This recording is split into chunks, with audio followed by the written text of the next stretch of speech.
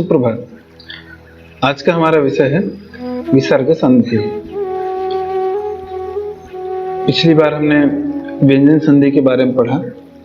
उसी क्रम में कक्षा 10 में सीबीएसई बोर्ड द्वारा सिलेबस में जो विषय वस्तु निर्धारित की गई है उनके आधार पर मैंने यहाँ पे सरल तरीके से बच्चों को समझाने का प्रयास किया है। चलिए, विसर्ग संधि में मुख्य रूप से ये 4 जो बिंदु हैं वह कक्षा 10 के सिलेबस में लिए गए हैं।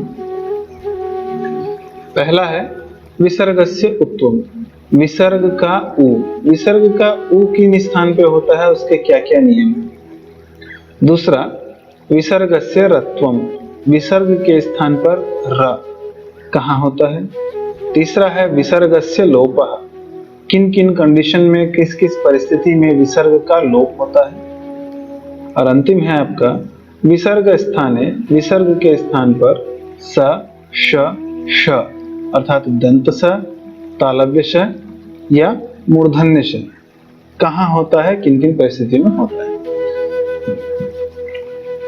चलिए आइए सबसे पहला देखते हैं विसर्गस्य उत्वम। विसर्गस्य उत्वम, इसका नियम है विसर्ग से पहले आ हो और विसर्ग के बाद में आ हो या कोई भी मृदु व्यंजन हो। मृदु व्यंजन मैंने आपको पिछले वीडियो में बताया था कि मृदु व्यंजन कौन से होते हैं और कठोर व्यंजन कौन कौन से होते हैं। तो इसका पहला नियम हमारा यही हुआ कि विसर्ग के पहले आ हो और विसर्ग के बाद में आ या कोई भी मृदु व्यंजन यदि होता है तो विसर्ग के स्थान पर उकार हो जाता है, अर्थात विसर्ग के स्थान पर उ हो जाता है।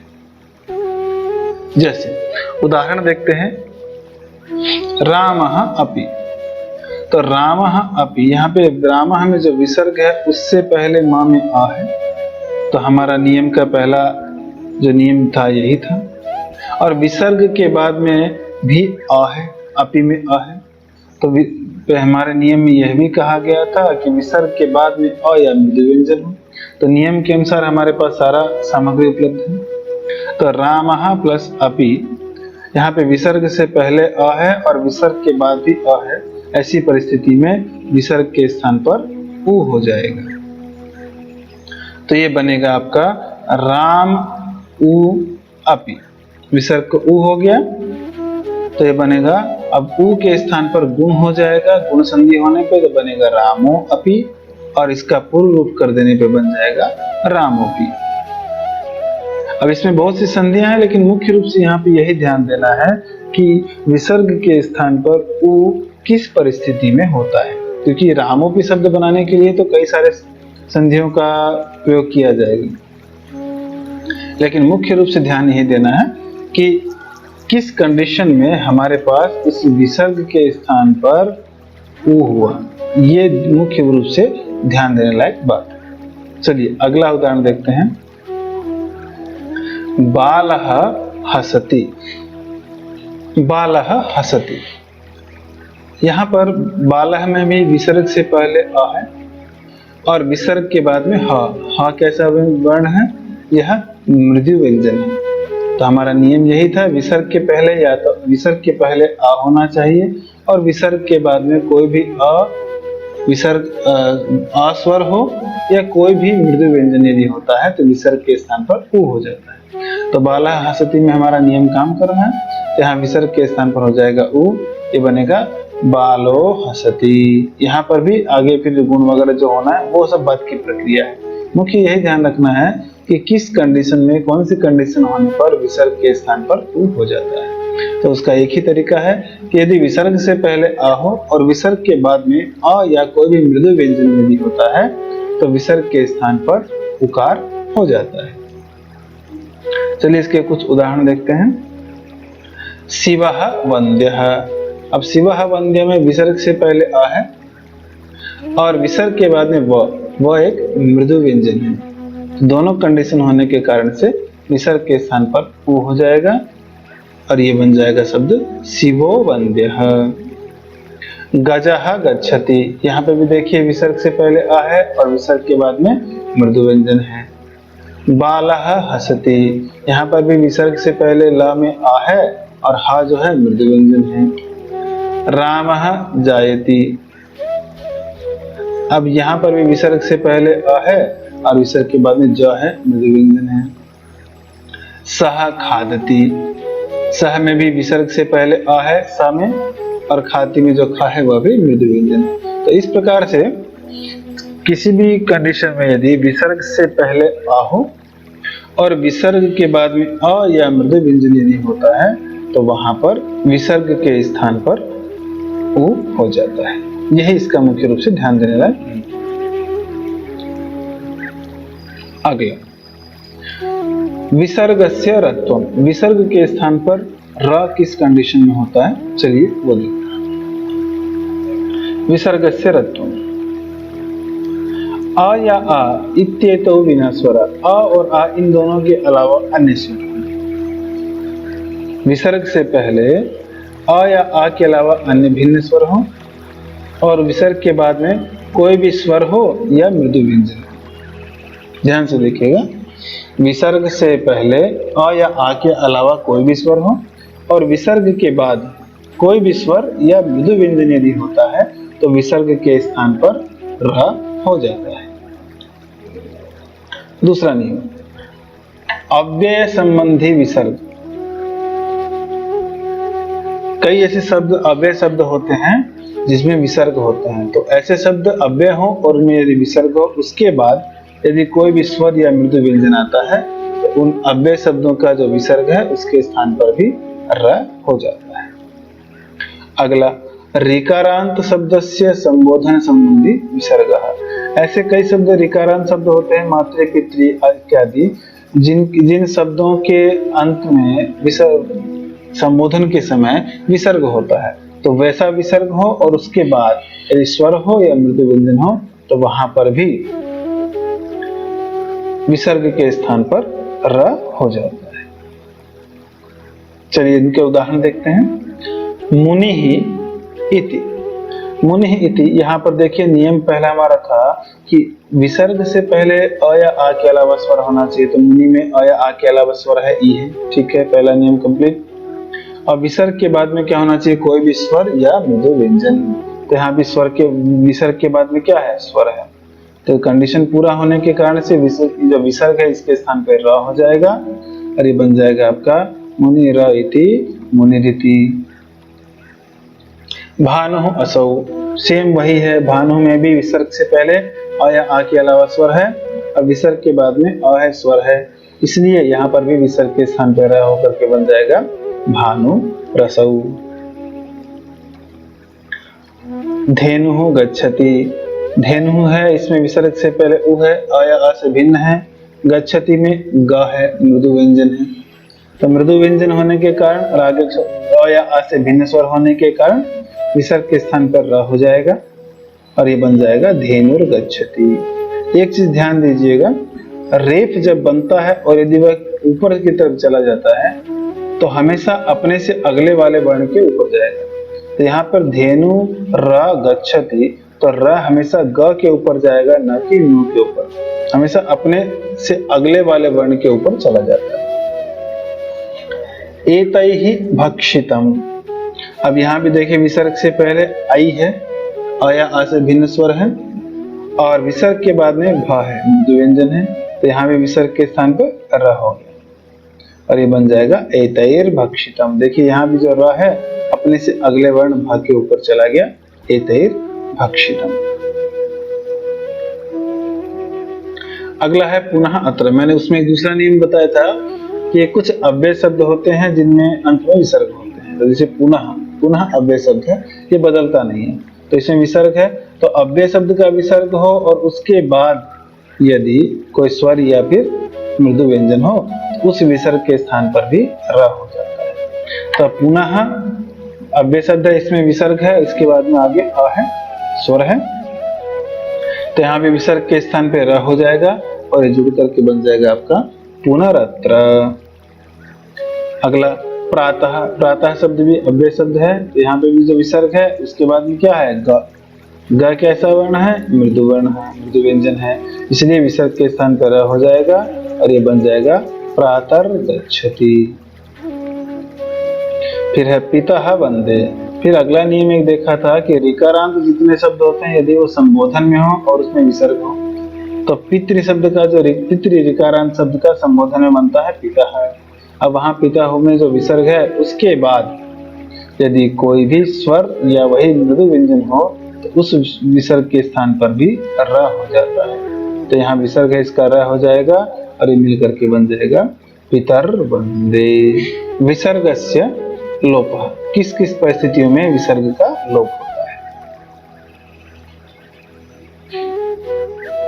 अब विसर्ग का लोप होने के लिए सबसे पहला नियम देखिए, विसर्ग से पहले आ हो और विसर्ग के बाद में वही स्वर या मृदु व्यंजन कोई भी।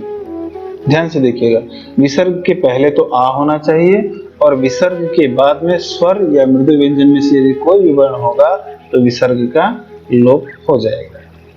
दूसरा नियम, विसर्ग से पहले आ हो और विसर्ग के बाद में अ के अलावा कोई भी स्वर हो तब भी विसर्ग का लोप हो जाएगा। और तीसरा जो नियम है, विसर्ग से पहले अ के अलावा कोई भी स्वर हो और विसर्ग के बाद में यदि र हो तो वहां पर भी आपके विसर्ग का लोप हो जाता है और पूर्ववर्ती जो स्वर होगा वह दीर्घ हो जाएगा। चलिए देखते हैं इसके उदाहरण। बालाह अत्र। तो पहला नियम हमारा था विसर्ग से पहले आ होना चाहिए और विसर्ग के बाद में स्वर या फिर मृदु व्यंजन। तो यहाँ विसर्ग से पहले आ है और विसर्ग के बाद में स्वर है तो विसर्ग का लोप हो जाएगा और ये बन जाएगा बाला अत्र। ऐसा ही उदाहरण नीचे वाला है, लताः एधन्ते। तो विसर्ग से पहले आ है, विसर्ग के बाद में स्वर है, इसलिए विसर्ग का लोप हो जाएगा, ये बनेगा लता एधन्ते। ताः गच्छन्ति। ताः में भी आ है विसर्ग से पहले और विसर्ग के बाद में ग मृदु व्यंजन है, ऐसी परिस्थिति में विसर्ग का लोप हो जाएगा और ये बनेगा ता गच्छन्ति। ऐसे ही है वृद्धाः यान्ति, वृद्धा यान्ति। रामः आगच्छति, राम आगच्छति।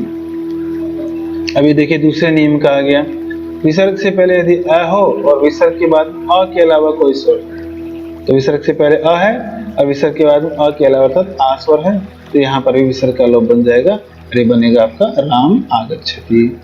कृष्णः एति। देखिए विसर्ग से पहले अ है और विसर्ग के बाद में अ से भिन्न स्वर है, तो कृष्णः एति यहाँ पे भी विसर्ग का लोप हो जाएगा, बनेगा कृष्ण एति। अगला देखिए एषः इच्छति।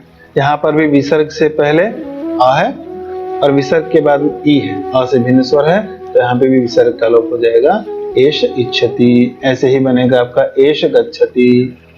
ऐसे ही स आगच्छति, स तत्र। अब यहाँ देखिए जो हम तीसरा नियम पढ़ा था कि विसर्ग से पहले अभिन्न स्वर हो और विसर्ग के बाद में यदि र होगा तब विसर्ग का लोप हो जाएगा और विसर्ग से पहले वाला जो स्वर होगा वह दीर्घ हो जाएगा। जैसे देखिए कवि ही रचयति, तो कवि ही में विसर्ग से पहले इकार है, आ से भिन्न स्वर है और विसर्ग के बाद में र है, तो ऐसी कंडीशन में विसर्ग का लोप हो जाएगा, तो ये बनेगा कवि रचयति। और इसमें जो एक और कंडीशन कहता है कि विसर्ग से पहले वाला स्वर है वह दीर्घ हो जाएगा, इस कारण से कवि की जगह हो जाएगा कवि रचयति। ऐसे बनेगा भानु राजते। विसर्ग से पहले उ है और विसर्ग के बाद में र, तो विसर्ग का हो जाएगा लोप और उ जो है वह बड़ा हो जाएगा, बनेगा भानु राजते। पुनः रमते। विसर्ग है, विसर्ग के बाद में र है, पहले अ है, तो विसर्ग का हो जाएगा लोप और जो न में अ है उसके स्थान पे हो जाएगा आ, पुनः रमते। तो इस प्रकार ये तीन नियम है जिसे विसर्ग का लोप कहाँ कहाँ होता है उससे पता चल जाता है। चलिए अगला और अंतिम देखते हैं आपके विसर्ग संधि का जो बिंदु है। विसर्ग के स्थान पर दंत श तालव्य श और मूर्धन्य श कहाँ कहाँ परिवर्तित होते हैं।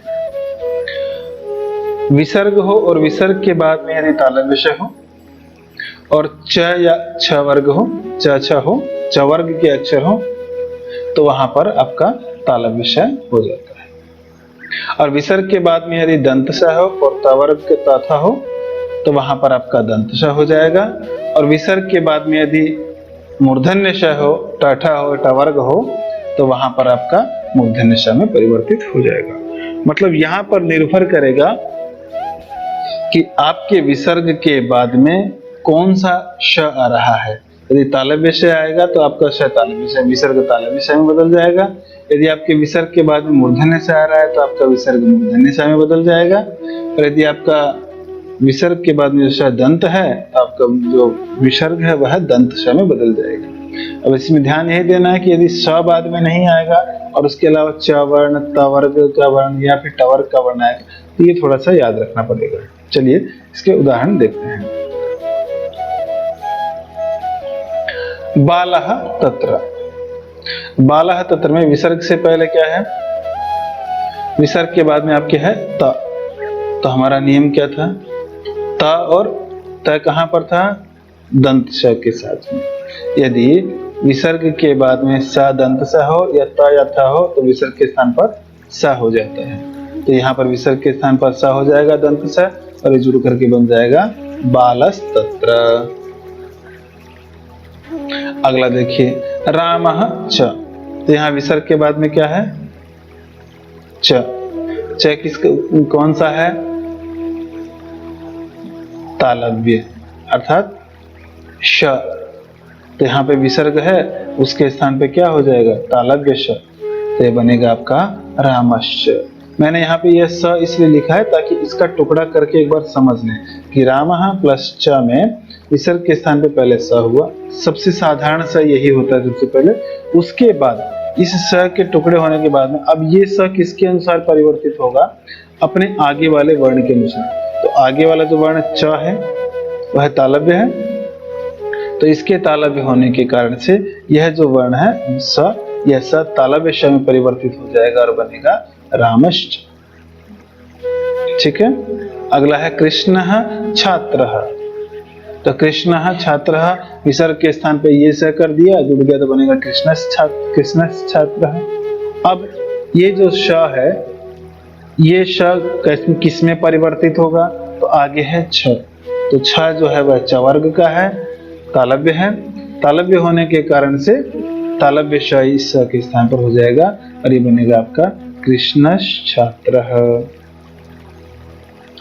इसी प्रकार डयमानः टिट्टिभः। विसर्ग के स्थान पर ये श कर दिया, जोड़ दिया तो बन गया डयमानस्टिट्टिभः। अब इस स के स्थान पर कौन सा स परिवर्तित होगा? तो आगे कौन सा वर्ण है? ट। ट किस में आएगा? मूर्धन्य में। तो मूर्धन्य श इसके स्थान पर हो जाएगा, तो ये बनेगा डयमानस्टिट्टिभः। इसमें आपको मुख्य रूप से यही बात ध्यान में रखना है कि विसर्ग के बाद में कौन सा श आ रहा है या उस श के साथ वाले कौन से वर्ण हैं जो आ रहे हैं, वही श हो जाएगा। यदि विसर्ग के बाद में आपका दंत श आ रहा है और तथा आ रहा है, तो यहाँ पे दंत श आएगा तब भी विसर्ग के स्थान पर दंत श होगा, और त या थ आ जाएगा तब भी विसर्ग के स्थान पर दंत श ही होगा। क्योंकि समझ लीजिए कि दंत श, त और थ ये एक ही फैक्टर के तीन लोग हैं।